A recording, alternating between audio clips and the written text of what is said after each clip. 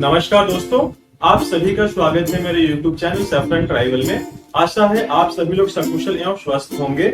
आप सभी के जीवन में मंगल कामनाओं के साथ चलिए आरंभ करते हैं आज का ये अंक, जो आधारित है उन करोड़ों मुद्रा लोन के उन करोड़ों लाभार्थियों में से 5 लाभार्थियों के बारे में, जिनके जीवन में इस योजना के आने से अभूतपूर्व परिवर्तन आए हैं और जो विकसित भारत के उज्जवल भविष्य की नई गाथाएं लिख रही हैं। तो चलिए आरंभ करते हैं। पहली कहानी है श्रीमती फुलवारी देवी जी का, जो उत्तर प्रदेश की मनकोली गांव की रहने वाली है। उनके परिवार में कुल 6 लोगों का सदस्य है और उनका भरण पोषण जो होता है, उनके हस्बैंड जो कि श्री राजदेव महतो, जो भुजा बेचने का काम करते हैं, उससे जो भी आमदनी होती है उससे उनके परिवार का भरण पोषण होता है। तो उनकी दिन की जो कुल आमदनी थी वो 150 से 200 रुपए की होती थी, जो कि 6 लोगों के लिए सफिशिएंट नहीं होता था। तो जो फुलवारी देवी जी हैं, उनके मन में एक विचार आया कि हस्बैंड का क्यों ना हाथ बटाया जाए किसी भी तरह से, और उन्होंने सोचा कि कोई बिजनेस किया जाए, छोटा मोटा काम किया जाए, जिससे कि कुछ आमदनी आ जाए। तो उन्होंने सोचा किराना स्टोर खोलने के लिए, बट उनके पास उतनी मुद्रा नहीं थी जिससे कि वे किराना स्टोर खोल पाए। और उन्होंने लोन लेने की भी कोशिश करी इधर उधर जो लोकल मनी लेंडर्स होते हैं उनसे, बट जो ब्याज दर थी उसकी वजह से वो नहीं ले पाई और उसकी वजह से काफी मायूस थी। पर उनके हस्बैंड भी इसके फिराक में रहते थे, कहीं से कुछ लोन मिल जाए। तो इसी चक्कर में जब वो भुजा बेच रहे थे तो किसी के संपर्क में आए जिन्होंने उनको मुद्रा लोन के बारे में बताया।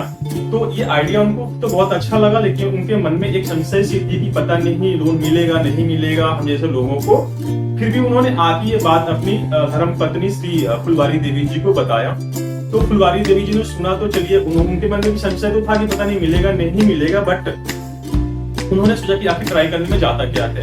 तो अगले ही दिन वो एक अपनी महिला मित्र के साथ यूपी के रजला चट्टी एरिया में जो यूपी ग्रामीण बैंक की एक शाखा में गई, और वहां पे जाने के बाद उन्होंने ब्रांच मैनेजर से अपनी पूरी बात बताई और उन्होंने अपना प्लान बताया कि क्या करना चाहती हैं। जो वहां के ब्रांच मैनेजर थे, उन्होंने उनकी पूरी सहायता की और उन्हें उस समय शिशु कैटेगरी के अंडर 10,000 का लोन सैंक्शन कर दिया, जो फुलवारी देवी के लिए सफिशिएंट था। तो उस लोन को पाने के बाद उन्होंने उस पैसे से एक छोटा सा किराना स्टोर खोला, आप पीछे देख भी सकते हैं। और उसके बाद से जो उनकी आमदनी थी वो स्टोर चल पड़ा, और उसके बाद से जो उनकी आमदनी थी वो बढ़ गई और उनके परिवार के लिए ये सफिशिएंट हो गया। तो आप ये देख सकते हैं कि किस तरह से लोगों के जीवन में ये परिवर्तन लेके आ रहा है ये लोन, और ऐसे करोड़ों लाभार्थी हैं। तो चलिए बात करते हैं हम दूसरे लाभार्थी के बारे में। तो दोस्तों दूसरी कहानी है धर्मराज प्रजापति जी की, जो कि बीकानेर के निवासी है और उनका जो मुख्य काम था वो चाय बेचने का था। वो जयपुर रोड बीकानेर में चाय बेच के टपरी पे चाय बेचते थे, उसी से उनका जो इनकम होता था उसी से अपने परिवार का भरण पोषण करते थे। उनके पास कोई ऐसी परमानेंट जगह नहीं थी जहाँ पे वो परमानेंटली बैठ के चाय बेच पाए, और टपरी पे चाय बेचने की वजह से आप जानते हैं कितनी परेशानियां होती हैं, जैसे कि पुलिस वाले आ गए, कभी म्युनिसिपैलिटी वाले आ गए। तो इसकी वजह से उन्हें काफी परेशानियों का सामना करना पड़ता था, और जो उनका काम था वो हमेशा रेगुलर बेसिस पे नहीं कर पाते थे, और जिसकी वजह से उनका जो मंथली इनकम था वो भी हैम्पर हो रहा था, और इनकम के नाम पे उनको 3,000 के आसपास का इनकम मंथली होता था, जो कि सफिशिएंट नहीं था उनके परिवार के लिए, और वो इसकी वजह से वो काफी परेशान रहते थे। इसी क्रम में उनके फादर ने उन्हें बताया मुद्रा लोन के बारे में। जब उन्होंने इस लोन के बारे में सुना कि ये सरकारी योजना है और आसानी से मिल जाता है, तो उन्हें पहले विश्वास नहीं हुआ। फिर भी वो बैंक ऑफ बड़ौदा बीकानेर के ब्रांच में गए और उन्होंने ब्रांच मैनेजर से अपनी बात कही। ये पूरी बात सुनने के बाद ब्रांच मैनेजर ने उन्हें किशोर कैटेगरी में 2 लाख का लोन आवंटित किया, जो कि उनके लिए सफिशिएंट था। और जब उन्होंने देखा कि ये 2 लाख का लोन बिना किसी कोलैटरल यानी गारंटी के मिल रहा है, तो उन्हें पहले तो आश्चर्य हुआ, और उसके बाद उनकी खुशी का कोई ठिकाना नहीं रहा। उस पैसे से उन्होंने जयपुर रोड पे एक छोटी सी दुकान खरीदी, और दुकान खरीदने के बाद वहां पे अपना चाय का काम शुरू किया। आप जानते हैं कि परमानेंट जगह मिल जाने के बाद उनका काम भी चल पड़ा, और तो अब जो उनकी आमदनी है, जो कि लोन की जो अमाउंट है, जो भी किस्त है, उसको पे करने के बाद उनको लगभग 20,000 रुपए की आमदनी पर मंथ हो रही है। तो सोचिए, जैसे लोन की किस्त भी खत्म होगी उसके बाद से अच्छी खासी उनको आमदनी होने लगेगी। तो ये देख सकते हैं आपकी एक छोटी सी सहायता से, एक छोटी सी योजना से कैसे लोगों के जीवन में बदलाव आ रहे हैं। और दोस्तों तीसरी कहानी है गुवाहाटी की निवासी कस्मा देव जी की। कस्मा देव वहाँ पे एक स्कूल में टीचर थी और जो वहाँ पे उनकी सैलरी मिलती थी 6,000 की सैलरी वहाँ पे मिलती थी, पर उन्हें कोलकाता रिलोकेट करना पड़ा उनके हस्बैंड के ट्रांसफर के बाद। कोलकाता में आने के बाद बीइंग एन वर्किंग वुमन उनके मन में एक ख्याल आया कि क्यों ना यहाँ पे भी कुछ किया जाए। इसी के कर्म में उनके पास जो कुल जमा पूंजी थी 12,000 रुपए की, उन 12,000 रुपए से उन्होंने 5 साड़ियां खरीदी और साड़ियां खरीदने के बाद उन्होंने अपने नेबर्स और रिलेटिव्स को दिखाया, जो कि उन्हें काफी पसंद आया और वो हाथों हाथ सेल हो गया। उसके बाद जो उनके पास जो आमदनी हुई, जिससे जो उनका इनकम हुआ, उन्होंने उसको फिर से इन्वेस्ट किया इन्हीं काम में। और उनका काम जो था, उनकी चॉइसेस जो थे साड़ियों में वो काफी अच्छी थी, जिसकी वजह से वो हाथों हाथ बिक जाते थे अपने नेबर्स और रिलेटिव्स में। तो उसके बाद उन्होंने सोचा क्यों ना एक बुटीक खोला जाए, और बुटीक खोलने के लिए उन्हें जो पैसा चाहिए था उनके पास नहीं था। फिर उन्होंने कहीं एक न्यूज़पेपर में देखा कि इस लोन के बारे में, मुद्रा लोन के बारे में एड छपा था। तो वहां पे देखने के बाद उन्होंने सॉल्ट लेक कोलकाता SBI के ब्रांच में गई और अब ब्रांच मैनेजर से उन्होंने अपना प्रपोजल दिखाया। प्रपोजल देखने के बाद ब्रांच मैनेजर को काफी इंटरेस्टिंग लगा और उन्होंने वहां पे उन्हें 10 लाख रुपए का लोन सैंक्शन कर दिया तरुण कैटेगरी में। उस लोन से उन्होंने एक बुटीक की ओपन करी, जिसका नाम रखा उन्होंने Rakhi stitch and style. Rakhi and stitch and styles में अब जो भी प्रोडक्ट्स होते हैं वो इंडिया के काफी सारे स्टेट्स में भी जाते हैं। अब उन्होंने काफी लोगों को वहां पे डायरेक्टली एम्प्लॉयमेंट भी दे रखा है, जो वहां पे जॉब करते हैं उनके यहाँ, और डायरेक्टली और इनडायरेक्टली काफी लोग उनसे जुड़े हुए हैं, जिनसे उनको लोगों को भी इनकम जनरेट होता है और खुद भी इनकम जनरेट कर पा रही हैं। और लोन के किस्त को देने के बाद उनके काफी पैसा बच जाता है, जिससे वो अपने बिजनेस को और एक्सपेंड कर रही हैं। तो ये आप देख सकते हैं कि ये किसी इंडिविजुअल के लिए लोन नहीं है। अगर एक आदमी इसको लेता है, उसके बाद से वो काफी लोगों को एम्प्लॉयमेंट भी देता है। तो मित्रों, चलिए हम बात कर लेते हैं चौथे बेनिफिशियरी के बारे में।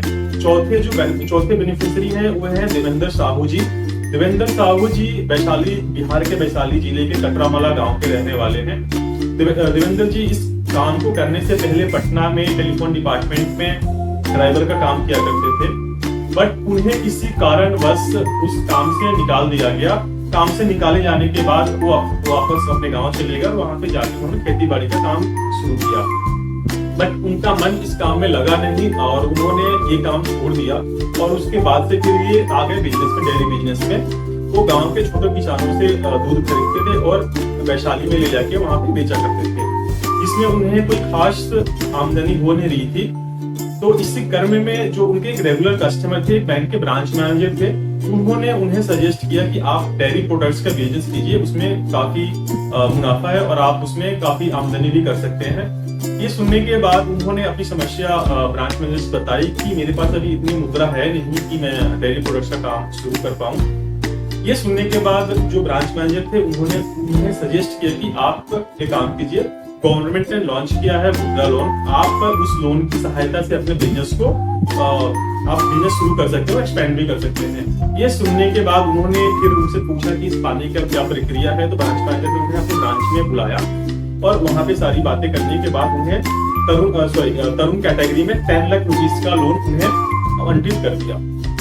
आवंटित होने के बाद उन्होंने अपना काम गांव में आके एक्सपेंड करना शुरू किया। अब जो उनके डेयरी प्रोडक्ट्स थे, खास करके मुजफ्फरपुर, वैशाली और मोतीपुर में सप्लाई होते हैं। उन्होंने इस काम को करने के लिए 6 लोगों को अपने ऑफिस में रखा हुआ है जो ये काम करते हैं, और उन्हें अपना सैलरी देने के बाद और उनके जो ओवरहेड्स होते हैं उसको देने के बाद लगभग 80,000 रुपए की इनकम उनको पर मंथ हो रहा है। तो दोस्तों, चलिए हम बात कर लेते हैं 5वीं बेनिफिशियरी के बारे में। जो हमारी 5वीं बेनिफिशियरी है उनका नाम है श्रीमती वैशाली पारिक। ये गुजरात अहमदाबाद की रहने वाली हैं। इनका जो मुख्य काम था वो ऑर्डर बेसिस पे जो बेकरी आइटम्स होते थे उनको ऑर्डर बेसिस पे घरों में सप्लाई करती थी, जैसे कि केक्स हो गए, पेस्ट्रीज हो गई, आपके ब्रेड्स हो गए, बन्स हो गए, पॉप्स हो गए। तो इनका एक सपना था कि अपना बिजनेस खोले, अपना एक ब्रांड लॉन्च करना चाहती थी।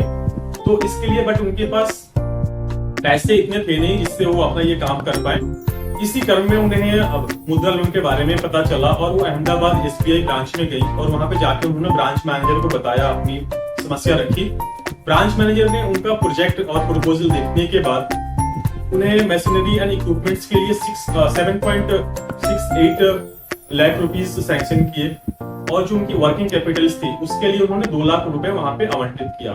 तो इन पैसों के लेने के बाद जो श्रीमती पारीख हैं, उन्होंने अपना ब्रांड लॉन्च किया बेक हाउस के नाम से, और उसके बाद से वहां पे ये जो टोटल लोगों को एम्प्लॉयमेंट दे रही है, 5 लोगों इनके काम में सहायता करते हैं जो परमानेंटली उनके शॉप पे काम करते हैं, उनकी बेकरी में काम करते हैं, और उन्होंने 5 लोगों को एम्प्लॉयमेंट जनरेट करके दी है और वो अपने बिजनेस को और एक्सपेंड करना चाहती है और भी ब्रांचेस अपने जो उनका ब्रांड है उसको ओपन करना चाहती हैं।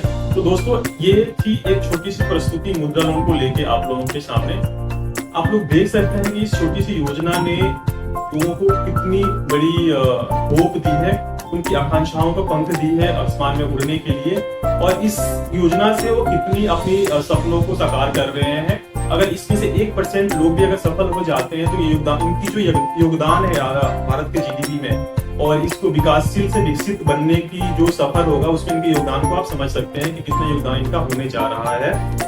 तो ये आशा है आप सभी लोगों को मुद्रा लोन पे मेरी जो ये प्रस्तुति थी आप सभी को पसंद आया होगा। अगर पसंद आया है तो कृपया आप लोग लाइक करें, कमेंट करें, सब्सक्राइब करें और शेयर करना ना भूलें। हम मिलते हैं आप लोगों से अगले चरण में, अगले चरण तो नहीं कह सकता, अगली वीडियो में अगले विषय पे बात करने के लिए। तब तक के लिए आप सभी को जय श्री राम। कमेंट करना, लाइक करना, शेयर करना ना भूलें। Thank you.